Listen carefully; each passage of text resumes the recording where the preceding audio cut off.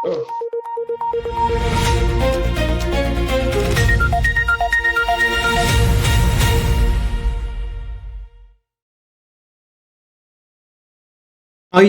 தமிழ், உயிரோடை தமிழ், அனைத்துலக உயிரோடை தமிழ். உயிரோடை தமிழில் அன்பர்களே, உலக நார்வல் நிகழ்ச்சி இணைந்திருக்கிறீர்கள். உலக நார்வல் நிகழ்ச்சியில் பிரித்தானியாவிலிருந்து போரியல் ஆய்வாளர் அரசு இணைகின்றார். வணக்கம் அரசவர்களே. வணக்கம் ராஜாணி. அனைத்துலக உயிரோடை தமிழ் உறவுகளுக்கு அன்பு கலந்த வணக்கம். உங்களுக்கு வணக்கத்தை தெரிவித்துக் கொண்டு தொடர்ந்து ஈரான், இஸ்ரேல், அமெரிக்காவுக்கு இடையிலான போர் நிலைமைகளை பார்ப்போம். நாள்தோறும் மாறி மாறி வித்தியாசமான கருத்துக்கள் வந்து கொண்டிருக்கின்றது. போர் மீண்டும் தொடங்க விரும்புவதாக, ஒரு புதிய தாக்குதலுக்கு குறிவைக்கும் வகையில் வெளிப்படையான மற்றும் இரகசியமான நகர்வுகளை மேற்கொண்டு வருவதாக ஈரானுடைய தலைமை பேச்சாளர் கூறியிருக்கின்றார். டொனால்ட் ட்ரம்ப் அவர்கள் கூறுவதை பார்த்தால் ஒவ்வொரு நாளும் ஒவ்வொரு விதமான கருத்துக்கள். இது நீங்கள் கூறுவது போல் அடிக்கடி இந்த பங்குச்சந்தையை ஏமாற்றுவது, மேனிப்புலேட் பண்ணுவதற்காகத்தான் இந்த கூறுகிறாரா இல்லையா என்று சொல்ல முடியாமல் இருக்கின்றது. நீங்கள் என்ன அவதானிக்கிறீர்கள்? மீண்டும் அதே போலதான் மீண்டும் எச்சரிக்கையை விடுக்கிறார். அதே சமயம் தான் தாக்குதலை ஒத்திவைக்க போவது என்று சொல்கிறார். அதே ஒரே குழப்பமான நிலையில் தான் அமெரிக்கா எந்த ஒரு முடிவுக்கு வர முடியாத நிலையிலும் இருப்பதாகத்தான் பார்க்கக்கூடியதாக இருக்கின்றது. இன்று அவர் என்ன கூறியிருக்கிறார் என்று சொன்னால், உள்நாட்டு, அதாவது ஈரானுக்குள் இப்போது மிகுந்த கோபம் நிலவுகிறதா, மக்களிடம் கோபம் நிகழ்கிறது. ஏனென்றால் மக்கள் மிகவும் மோசமாக அங்கு வாழ்கிறார்கள். இதற்கு முன் நாம் இவ்வளவு கண்டிராத அளவுக்கு அங்கு பதற்றம், உள்ளூரில் பதற்றம் நிலவுகிறது. என்ன நடக்கிறது என்றுதான் பார்ப்போம். அதாவது அவர் என்ன சொல்கிறார் என்று சொன்னால், இந்த ட்ரம்பை பொறுத்தவரை சிலர் என்ன கூறுகிறார்கள் என்று சொன்னால், ட்ரம்ப் ஒரு ஒப்பந்தத்துக்காக காத்திருக்கிற மாதிரி தெரியல. ஈரானுக்குள் ஒரு உலக கலவரம் பெற வேண்டும், ஈரானுக்குள் உள்நாட்டு போர் வெடிக்க வேண்டும், ஈரான் அரசு கவலை வேண்டும் அல்லது சரணடைய வேண்டும், அதற்காக காத்திருப்பது போலதான் அவற்றை அறிக்கையிலே பார்க்கும் போது தெரிகிறது. அதே சமயம் அதாவது ஒரு ஒப்பந்தம் ஈரான் மேற்கொள்ள வேண்டும் என்று தான் இறுதி எச்சரிக்கை விடுத்துள்ளதாக அவர் கூறியிருக்கின்றார். அதாவது தெஹ்ரான், அதாவது இன்னும் 2-3 நாளைக்குள் ஈரான் ஒரு உடன்பாட்டுக்கு வர வேண்டும் என்று சொல்லி, இல்லை என்று சொன்னால் தாங்கள் மிகப்பெரிய ஒரு தாக்குதலை, அதாவது பினிஷ் ஆஃப் அந்த போரை முற்றாக முடித்து விடுவோம் என்று கூறியிருக்கின்றார். ஆனால் இந்த நிலையில் தெஹ்ரான் கூறியிருக்கின்றது, இராணுவ ரீதியான திடீர் தாக்குதலை நடத்துவதாக அமெரிக்கா அச்சுறுத்துகிறது. எந்த ஒரு நடவடிக்கை மீண்டும் தொடங்கப்பட்டாலும் அது முன்னெப்போதும் இல்லாத இராணுவ முனைகளை திறப்பதற்கு வழிவகுக்கும் என்பதுடன் வாஷிங்டனும் மிகப்பெரிய பாரிய பேரழிவை சந்திக்கும் தங்களோட திடீர் தாக்குதல்களால் என்று ஈரான் எச்சரித்திருக்கின்றது. அதாவது வாஷிங்டன் தெஹ்ரானுக்கு 2 தொடக்கம் 3 நாட்கள் மட்டுமே அவகாசம் அளித்து ட்ரம்ப் இறுதி எச்சரிக்கையை வெளியிட்டிருந்த இந்த நேரத்தில் ஈரான் தெஹ்ரான் இந்த கருத்தை வெளியிட்டிருக்கின்றது. அதே நேரத்தில் ராஜதந்திர முயற்சிகள் தோல்வியடையாமல் இருப்பதற்காக அமெரிக்கா படைகள், அதாவது ராஜதந்திர முயற்சிகள் தோல்வியடைந்தால் அமெரிக்கா ஒரு இராணுவ நடவடிக்கையை மேற்கொள்வதற்கு அமெரிக்க படைகள் தயாராகி வருகின்ற அதே நேரத்தில் அவ்வாறு தயாராகி வருவதாக JD Vance, அமெரிக்காவின் துணை அரசு தலைவர் தெரிவித்திருக்கின்ற நிலையில் பாகிஸ்தான் மற்றும் துருக்கியின் மத்தியஸ்தத்துடன் திரைமறைவில் இரு நாடுகளுக்கும் இடையில் பேச்சுக்கள் இடம்பெற்று வருவதாக கூறப்படுகிறது. அதே சமயம் ஒரு ஒப்பந்தத்துக்கான இறுதி வரைவு எட்டப்பட்டதை அறிவிப்பதற்காக பாகிஸ்தான் இராணுவ தளபதி அசீம் முனீர் நாளை ஈரானுக்கு பயணம் மேற்கொள்ளலாம் என்றதும், அடுத்த கட்ட பேச்சுவார்த்தைகள் இந்த ஹஜ் பெருநாள் முடிவடைந்த பிற்பாடு இஸ்லாமாபாத்தில் நடைபெறும் என்றும் அல் ஹஹாத் என்ற ஊடகம் தெரிவித்திருக்கின்றது. ஆனால் போர் முனையை பார்த்தீங்கன்னு சொன்னால், அதாவது அமெரிக்க அதிபர் கூறுவது போல அங்கு அமெரிக்கா பெரிய அளவில் தாக்குதலை நடத்துகிற அளவில் அங்கு இல்லை என்றுதான் தெரிகிறது. அதே நேரம் ஈரான் செய்தி தொடர்பாளர் இஸ்மாயில் பதாயி கூறியிருக்கிறார் என்று சொன்னால், அதாவது தெஹ்ரானுக்கு வாஷிங்டனுக்கும் இடையிலான பேச்சுவார்த்தைகள் பாகிஸ்தானின் மத்தியஸ்தன் மூலம் தொடர்கின்றன என்று அவர் கூறியிருக்கிறார். அடிப்படையில் நாங்கள் விரும்புவது ஒரு கோரிக்கை அல்ல, அது எங்களின் உரிமை என்று சொல்லியும் அவர் IRNA என்ற செய்தி நிறுவனத்துக்கு தெரிவித்திருக்கிறார். அதே சமயம் அமெரிக்கா வந்து தாக்குதலை மேற்கொண்டால் தாங்கள் இந்த தடவை போன தடவை நாங்கள் ஹார்முஸ் நீரிணையை மட்டும் மூடியிருந்தோம். இப்ப பப் அல் மண்டே பகுதி எல்லாத்தையும் நாங்கள் விட்டிருந்தோம்.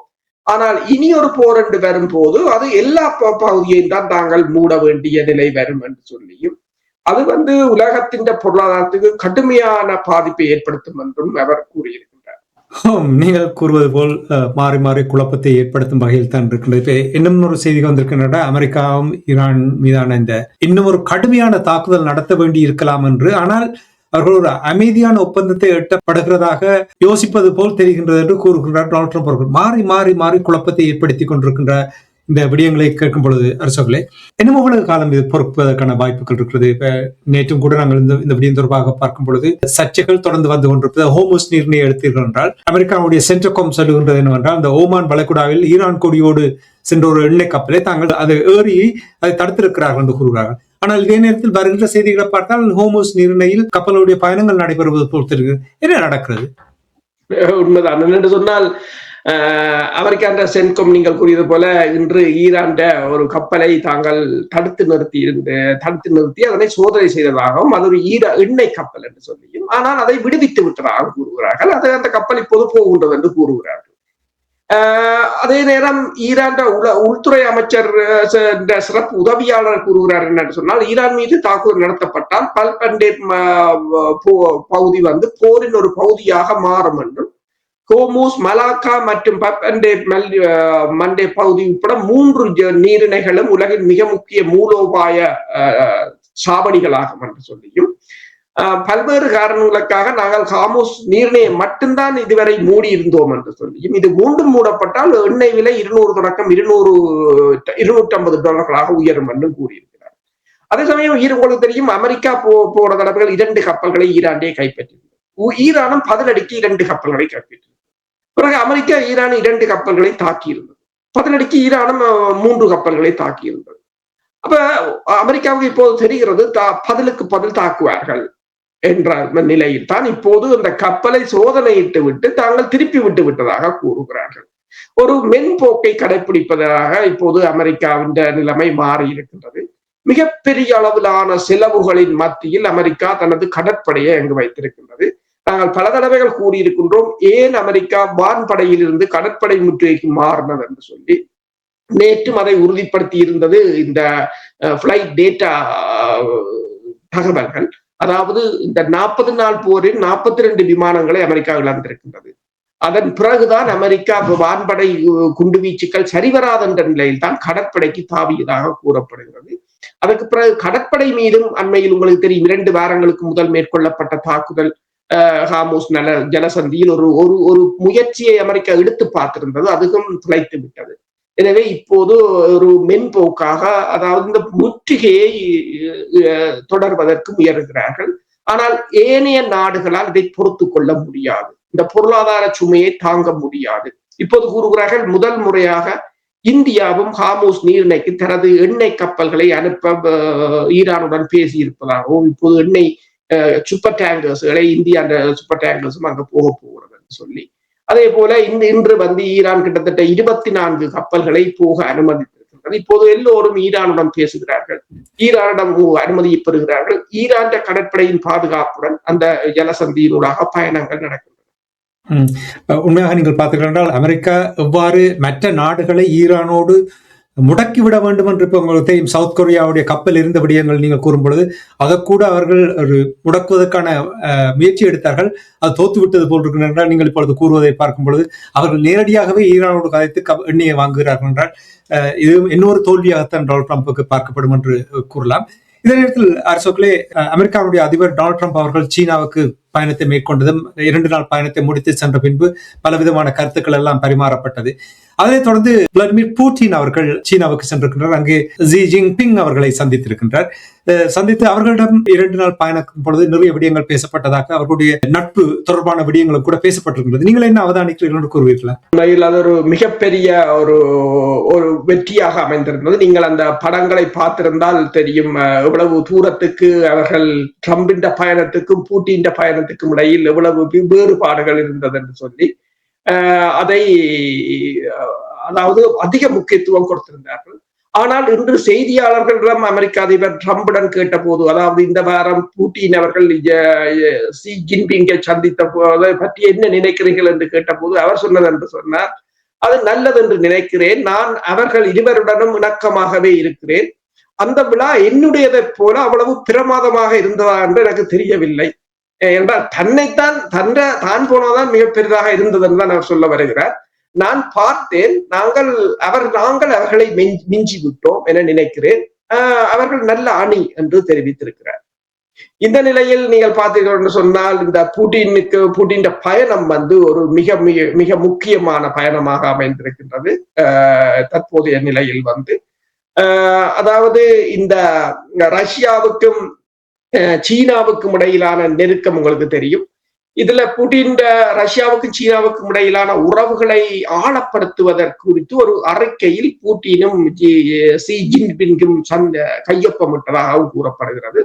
இதே சமயம் ரஷ்ய அதிபர் ரஷ்யாவும் சீனாவும் ஒரு சுதந்திரமான மற்றும் இறையாண்மை கொண்ட வெளியுறவு கொள்கைக்கு உறுதி பூண்டுள்ளன என்றும் அமைதி மற்றும் உலகளாவிய செழிப்பின் பேரில் தாங்கள் இணைந்து செயற்படுகிறோம் என்றும் கூறியிருக்கின்றார். மத்திய கிழக்கில் ஒரு காத்திரமான போர் நிறுத்தம் ஏற்பட வேண்டும் என்பதை இருவரும் ஒன்றாக கூறியிருக்கிறார்கள். அதே சமயம் ஷி ஜின்பிங் கூறியிருக்கின்றார், சீனாவும் ரஷ்யாவும் அனைத்தும் ஒருதலை பட்சமான சீனாவும் ரஷ்யாவும் இணைந்து அனைத்து ஒருதலை பட்சமான அச்சுறுத்தல்களையும் உறுதியாக எதிர்க்க வேண்டும் என்றும், இரண்டாம் உலக போரில் பெற்ற வெற்றியின் முடிவுகளை மறக்கவும் பாசிசம் மற்றும் இராணுவத்தை மீட்டெடுக்கவும் செய்யப்படும் அனைத்து முயற்சிகளையும் நாங்கள் எதிர்க்கிறோம் என்று, அதாவது இராணுவ பலப்படுத்தல்களை தாங்கள் எதிர்க்கிறோம் என்றும் கூறியிருக்கின்றார். அதே சமயம் அதிபர் புட்டின் இது சீனாவுக்கு 25வது முறையாக பயணம் மேற்கொண்டிருக்கிறார் என்று சொல்லியும், ரஷ்யாவுக்கும் சீனாவுக்கும் இடையிலான உறவுகளின் சிறப்பு தன்மையை அது காட்டுகிறது என்று சொல்லியும், ஒரு நூற்றாண்டில் காணப்படாத மாபெரும் மாற்றத்தின் மத்தியில் ரஷ்யாவும் சீனாவும் ஒரு முக்கிய நிலைப்படுத்தும் சக்தியாக விளங்குகின்றன என்றும் அவர் கூறியிருக்கிறார். மத்திய கிழக்கில் மீண்டும் போர் மூழ்வது பொருத்தமற்றது என்றும் ஷி ஜின்பிங் புட்டினிடம் தெரிவித்ததாக கூறப்படுகிறது. இப்ப இந்த நாடுகளை பார்த்தீங்கன்னு சொன்னால், இந்த பிரிக்ஸ் அமைப்பில் இந்த இரண்டு நாடுகளும் ஒரு மிகப்பெரிய ஒரு பொருளாதார கூட்டமைப்பாக திகழ்கின்றன. சங்காய் ஒத்துழைப்பு கூட்டமைப்பு, மற்றது G20, மற்றது ஐக்கிய நாடுகள் சபையின் பாதுகாப்பு சபை ஆகியவற்றில் இவை ரெண்டு ஒருங்கிணைந்தே செயற்படுகின்றன. இருதரப்பும் பாதுகாப்பாக இருக்கலாம், பொருளாதாரமாக இருக்கலாம் என்று ஒருங்கிணைந்து செயற்படுவது இந்த பல்முனை உலகத்தின் உருவாக்கத்துக்கு மிக மிக பலம் சேர்ப்பதாகத்தான் காணப்படுகிறது. அதாவது இருதரப்பு வர்த்தகத்தை பொறுத்தவரையில் கடந்த 3 ஆண்டுகளாக $200 பில்லியன் இருதரப்பும் தாண்டி இருக்கின்றன. 2025ஆம் ஆண்டு $240 பில்லியன் தாண்டி இருக்கின்றது. சுங்கவரி தகவல்களின் அடிப்படையில் 2026ஆம் ஆண்டு இந்த ஆண்டு முதல் மாதங்களிலேயே கிட்டத்தட்ட $85 பில்லியன் எட்டியிருப்பதாகவும், இது கிட்டத்தட்ட 20% அதிகம் என்று கூறப்படுகிறது. தொடர்ந்து 16 ஆண்டுகளாக ரஷ்யாவின் மிகப்பெரிய வர்த்தக பங்காளியாக சீனா இருந்து வருகிறது. அதே நேரத்தில் சீனாவின் வர்த்தக பங்காளியாக முதல் 8 இடங்களுக்கு ரஷ்யா முன்னேறி இருப்பதாகவும் கூறப்படுகிறது. அதே சமயம் இந்த 2019ஆம் ஆண்டு பவர் ஆஃப் சைபீரியா என்ற குழாய் திட்டம் ஊடாக எரிபொருட்களை வழங்குகின்ற குழாய் திட்டம், மற்றது அது 2024ஆம் ஆண்டு நிறைவடைந்தது. இப்போது அதன் 2வது குழாய் வழி திட்டத்தையும் முன்னெடுக்க போகிறார்கள். அதாவது கப்பல் மூலம் ரஷ்யாவிலிருந்து எரிபொருட்களை சீனா வாங்க தேவையில்லை. ஆனால் இந்த 2 நாடுகளும் அனைத்து பரிவர்த்தனைகளையும் ரூபிள் மற்றும் யுவானில் தான் செய்கிறார்கள் என்று கூறும். அதுதான் இனிவரும் காலங்களில் பெரிய ஒரு அடியாக இருக்க போகிறது. அரபு நாடுகளில் யுவானில் பரிமாற்றங்கள் செய்தால் அவ்வளவுதான் என்றதை கூறலாம். மேலும் சுருக்கமாக இந்த போர் நிலைமைகள் பேச்சுவார்த்தை தொடர்பாக பேசும்பொழுது பாகிஸ்தானுடைய உள்துறை அமைச்சர் மொஷின் நவீக் ஈரானுடைய அதிபர் பெசிஸ்கி அவர்கள் சந்தித்திருக்கின்றார். இதனுடைய பின்னணி என்ன? தொடர்ந்து பின்னணியில் பேச்சுவார்த்தை தொடர்பாக பேசிக் கொண்டிருக்கிறார்களா? என்னென்னு சொன்னா, சவுதி அரேபியாவும் கூறியிருக்கின்றது, இந்த அமெரிக்க அதிபர் தாக்குதலை ஒட்டி வைத்ததை தாங்கள் வரவேற்கிறோம் என்று சொல்லியும், ராஜதந்திர ரீதியாக இந்த தாக்குதலை, இந்த நடவடிக்கையை, இந்த பிரச்சனை ஈரானுக்கும் அமெரிக்காவுக்கும் இடையிலான போரை முடிவுக்கு கொண்டு வர வேண்டும் என்று கூறியிருக்கிறார்கள்.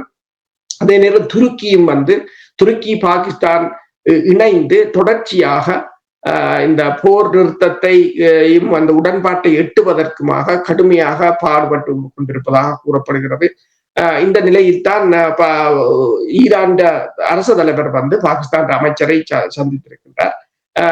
இதை தொடர்ந்து இந்த சந்திப்புகளில் பேசப்பட்டதை தொடர்ந்து பாகிஸ்தான் ராணுவ தளபதி அசீர் முனீர் வந்து ஃபீல்ட் மார்ஷல் அவர் வந்து ஈரானுக்கு செல்லலாம் என்று சொல்லியும் இறுதி வரைவை எட்டுவதற்கான அறிவிப்பை அவர் வெளியிடலாம் என்று சொல்லியும் எதிர்பார்க்கப்படுகிறது. இன்னும் உறுதி செய்யப்படவில்லை. ட்ரம்பை பொறுத்தவரையிலும் அமெரிக்காவிடம் வேறு தெரிவுகள் இல்லை என்ற ஒரு நிலை இருக்கின்றது. இப்போது பிரச்சனை என்னவென்று சொன்னால் இஸ்ரேல் அதாவது லெபனானில் இடம்பெறுகின்ற போர் தான் மிகப்பெரிய ஒரு சிக்கலாக இருக்கின்றது. அதை நிறுத்துவதற்கு இப்ப ட்ரம்பிடம் கேட்ட போது நீங்க தான் சொல்வதைத்தான் நெத்தனியாகு செய்கிறார் என்று அவர் ஒரு வரியில் கூறியிருக்கின்றார். இப்ப அமெரிக்கா அந்த போரை நிறுத்த வேண்டும், முற்றுகையை முதலில் எடுக்க வேண்டும். ஏன்னா அணு ஆயுதம் வந்து இது ஒரு பெரிய பிரச்சனை இல்லை. இவர்கள் அணு ஆயுதத்தை கூறுகிறார்கள். ஆனால் அணு ஆயுதம் முதல் ஏற்கனவே அது ஒரு ஒபாமாவின் திட்டம் சிறப்பாகத்தான் செயற்பட்டிருந்தது. ஆனால் அதை உடைத்தது காரணம் அது ஒபாமா கொண்ட திட்டம் என்பதற்காக. அது அமெரிக்காவுக்கும் தெரியும். அப்ப அமெரிக்கா இப்ப ட்ரம்பின் கருத்தின்படி என்னென்றால் ஈரானுக்குள் ஒரு உள்ளக கலவரம் வரும், ஈரான் பொருளாதாரத்தால் விழும், ஈரானை தாங்கள் கைப்பற்றலாம். அதாவது இன்றைய அவர் என்ன கூறியிருக்கிறார் என்று சொன்னால் தாங்கள் வெனிசுலாவை கையகப்படுத்திய போல ஈரானை தாங்கள் கையகப்படுத்துவோம் என்றும் கூறியிருக்கின்றார். ஒன்றுக்கொன்று முரணாகத்தான் தெரிவிக்கின்றார், கருத்தை கூறுகிறார். ஆனால் அதற்காக இந்த உலகத்தின் பொருளாதார ஓட்டங்கள் காத்திருக்காது.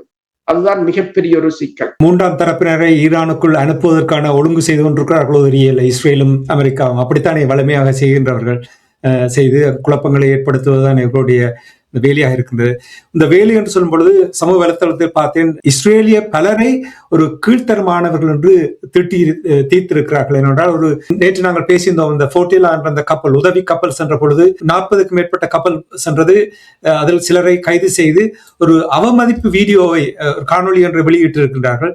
இதில் உள்துறை அமைச்சர் பென் கவீர் அவருடைய அந்த நடத்தையை பார்த்தால் இந்த அமைச்சருக்கு தகுதி இல்லாத ஒரு கீழ்த்தரமான ஒரு செயற்பாட்டை பார்க்கக்கூடியதாக இருந்தது என்று பலர் இது தொடர்பாக கருத்துக்களை கூறியிருக்கிறார்கள். ஆனால் குறிப்பாக எனக்கு ஆச்சரியமாக இருக்கின்றது என்றால் கனடா, ஸ்பெயின் மற்றும் நெதர்லாண்ட்ஸ் போன்ற நாடுகள் அவர்களுடைய அந்த நாட்டில் உள்ள தூதுவர்களை அழைத்திருக்கிறார்கள். என்ன நடத்த போகின்ற நீங்கள் என்ன இதை எப்படி பார்க்க, எவ்வளவு ஒரு கீழ்த்தரமான செயல்பாடாக உண்மையாக இஸ்ரேல் தன்னுடைய முகத்தை உலக நாடுகளுக்கு வெளிப்படுத்துகிறார்.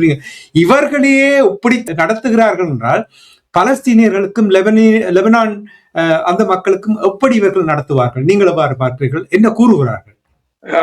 உண்மைதான். என்னென்று சொன்னால் இந்த நிலைமையை உருவாக்கியவர்கள் இவர்கள் தான். இஸ்ரேலுக்கு எல்லாவற்றையும் அனுமதித்ததும் குற்றங்களுக்கு தண்டனையற்றவர்களாக அவர்களை சித்தரித்ததும், வெளியில் பார்த்தால் இஸ்ரேலியர்கள் ஏதோ ப்ரொடெக்டட் இனமாக அந்த இனங்கள் இந்த பயோடைவர்சிட்டி படிக்க சொல்வாங்க, ப்ரொடெக்டட் ஸ்பீசிஸ் என்று சொல்லி அப்படி ஒரு இனம் மாதிரி அவர்கள் அதை தோற்றப்பாட்டாக எடுத்ததும் இன்று அந்த இனம் உலகத்திலேயே மிகவும் மோசமாக நடக்கின்ற இனமாக மாற்றமடைந்திருக்கின்றது. பென் ஹபீராக இருக்கலாம், அந்த நிதியமைச்சராக இருக்கலாம், இவர்கள் எல்லோரும் மிகவும் ஒரு இனவாதிகளாகத்தான் இருந்தவர்கள். எனவேதான் ICC நேற்று வந்து நிதியமைச்சருக்கு பிடியாணை பிறப்பித்திருக்கின்றது. பென் ஹபீரை பொறுத்தவரையில் அவர் எப்போதும் அந்த அடியாட்களுடன் தான் அவர் திரிவதுண்டு. இன்று நீங்கள் அந்த காணொலிகளை பார்த்தால் தெரியும், அந்த உதவி பொருட்களை கொண்டு சென்றவர்களை கண்ணை கட்டி அவர்களை முழங்காலில் இருக்க வைத்து முட்டுக்காலில் இருக்க வைத்து அவர்களுக்கு அந்த குப்பை வாக்குகளை அவர்களின் முதுகில் சுமக்க வைத்து என்று சொல்லி அவமானப்படுத்தி, அதாவது கப்பல் குழுவினரை துன்புறுத்தும் காணொலிகளும் அதே நேரம் அதாவது இந்த அவர்களை அவமானப்படுத்தும் காணொலிகளையும் வந்து இஸ்ரேல் இந்த அமைச்சர் அதுல அந்த அமைச்சர் பென் ஹபீரும் அதுல நிற்கின்றார். அதுவும் வந்து நீங்க பாத்தீங்கன்னு சொன்னா வெளிநாடுகளை சேர்ந்தவர்கள், இத்தாலியை சேர்ந்தவர்கள், ஒவ்வொரு நாடுகளை சேர்ந்தவர்கள். ஆனால் இந்த நாடுகள் என்ன செய்கிறார்கள் என்றதான் இப்ப இருக்கிற கேள்வி. இப்ப நீங்க பாத்தீங்கன்னு சொன்னால் இஸ்ரேலை பெல்ஜியம், ஜெர்மனி எல்லாம் கண்டனம் தெரிவித்திருக்கின்றது. கனடா தூதுவரை கூப்பிட்டு பேசியிருக்கின்றது. அதே போல நெதர்லாந்து பேசியிருக்கின்றது. பிரித்தானியா கண்டனம் தெரிவித்திருக்கின்றது என்று பலரும் கண்டனத்தை தெரிவித்திருக்கிறார்கள். ஆனால் இத்துடன் நீங்கள் என்னத்தை செய்ய போறீர்கள் அடுத்ததாக? என்று சொன்னால் பொருளாதார தடையை கொண்டு வர போகிறீர்களா? இப்ப ஏனைய நாடுகள் இவ்வாறு செய்திருந்தால் நீங்கள் என்ன நடவடிக்கை எடுத்திருப்பீர்கள் என்றதான் ஒரு மிகப்பெரிய ஒரு கேள்வி. அதே சமயம் இந்த லீனா மவுன்சர் என்ற மூத்த ஆசிரியர் ஒருவர் கூறியிருக்கின்றார். மேக்ஸ் ரிவ்யூ என்ற பத்திரிகைக்கு, அதாவது காசாவில் செய்தது போலவே இஸ்ரேல் லெபனான் சமூகத்தினும் முழு உட்கட்டமைப்பையும் குறிவைத்து அளித்து வருகிறது என்று சொல்லியும், இது வேண்டுமென்றே செய்யப்படுகிறது என்று சொல்லியும், இது தையா கோட்பாடு என இஸ்ரேல் அழைக்கிறது என்று சொல்லியும், இது ஹிஸ்புல்லாவை மட்டுமல்லாமல் ஒட்டுமொத்த சியா சமூகத்தையும் குறிவைக்கிறது என்று சொல்லியும், இந்த கோட்பாட்டின் கீழ் ஹிஸ்புல்லாவும் சியா சமூகமும் ஒடுக்கப்படுகின்றன என்றும், அதனால் தளபதிகள் தங்கள் வீடுகளில் தங்கள் குடும்பங்களுடன் இருக்கும் போதே குடும்பங்களுடன் சேர்த்து அழிக்கப்படுவதாகவும், காசாவில் அவர்கள் அப்பா இங்கே என்று அழைக்கப்பட்ட ஒரு செயற்கை நுண்ணறிவை பயன்படுத்தி இந்த தாக்குதல்களை மேற்கொள்கிறார்கள் என்று சொல்லியும், இது போராளிகளை அவர்களின் குழந்தைகளுடன் வீடுகளுக்குள் குறிவைத்து தாக்கி அழித்து முற்றாக அழிக்கிற ஒரு வஞ்சகமான நடவடிக்கை என்றும், மருத்துவமனைகள், அவசர கால பணியாளர்கள், வீடுகள், மின் உற்பத்தி நிலையங்கள், பாலங்கள், பள்ளிக்கூடங்கள், பத்திரிகையாளர்கள், பத்திரிகை நிறுவனங்கள் என்று முழு உட்கட்டமைப்பையும் அழிக்கின்ற செயலாகத்தான் இஸ்ரேல் இதனை செய்து வருகிறது என்று சொல்லி அவர் இதை கூறியிருக்கின்றார். இப்போ இன்றும் காசா தென் லெபனான் பகுதி மீது இஸ்ரேல் தாக்குதல்களை நடத்தி இருக்கின்றது. வான்குண்டு தாக்குதலை 17 பேர் கொல்லப்பட்டதாகவும் பலர் காயமடைந்ததாகவும் கூறப்படுகிறது. அதே சமயம் ஹிஸ்புல்லாக்களும் தாக்குதல்களை நடத்தி இருக்கின்றார்கள். இன்றைய தாக்குதலில் இஸ்ரேலின் 401வது கவசப்படை அணியின் தளபதி கேர்னல் மெர்ஃபியை இன்று படுகாயமடைந்திருப்பதாக இஸ்ரேல் தெரிவித்திருக்கின்றது. அதாவது அந்த தாக்குதல்களும் தொடர்ந்து கொண்டிருக்கின்றன. காசா மக்களுக்கான உணவு விநியோகம், குடிநீர் விநியோகம் எல்லாவற்றையும் இஸ்ரேல் குண்டு வீசி தகர்ப்பதால் தான் இந்த உதவி கப்பல்களும் அங்கு போவதற்கு முயற்சி செய்தன. ஆனால் இஸ்ரேல் கூறுகிறது அங்கு உதவிகள் எல்லாம் குவிந்து கிடக்கின்றன, நீங்கள் உதவிகளை கொண்டு வர தேவையில்லை என்று சொல்லி. ஆனால் ஊடகவியலாளர்களோ ஐக்கிய நாடுகள் சபையோ என்ன கூறுகிறது என்று சொன்னால் அங்கு குண்டுகள் தான் குவிந்து கிடக்கின்றனவே தவிர உதவிகள் இல்லை என்று கூறுகிறார். இப்ப நீங்கள் கூறினீர்கள் ஏனைய நாடுகள் செய்தால் என்ன செய்வார்கள் என்று நீங்கள் சொன்னீர்களே. ஏனைய நாடுகள் செய்தால் என்ன சொல்லுவார்கள் தெரியுமா? பயங்கரவாதிகள் என்று சொல்லுவார்கள், டெரரிஸ்ட் என்று சொல்லுவார்கள். அதைத்தான் இந்த அமெரிக்கா இந்த போர்டிலா கப்பலை ஒழுங்கு செய்தவருக்கு இப்பொழுது தடை போட்டிருக்கிறார்கள். பாருங்கள், அவர்கள் 2 பேரும் எப்படி இணைந்து செயல்படுகிறார்கள் என்று பாருங்கள். இதுதான் இந்த உலகத்தில் நாங்கள் இப்பொழுது பார்த்து கொண்டிருக்கின்ற இவர்களுடைய இந்த மனித குலத்துக்கு எதிரான செயல்பாடு என்பதை, இது இயற்கை தான். உங்களுக்கு தெரியும் இலங்கையில் எவ்வாறு இயற்கை தன்னுடைய தீர்ப்பை வழங்கியது என்பது எல்லோரும் அடைந்த விதம். அதே போல்தான் ஒரு கட்டத்தில் அந்த இயற்கை அதற்கான தீர்ப்பு வழங்கும் என்ற அந்த நம்பிக்கையோடு நாங்கள் இன்றைய இந்த உலக நார்கள் நிகழ்ச்சியை கொண்டு மீண்டும் நாளை சந்திப்போம். அதுவரைக்கும் நன்றி, வணக்கம் அரசோகளே. நன்றி, வணக்கம்.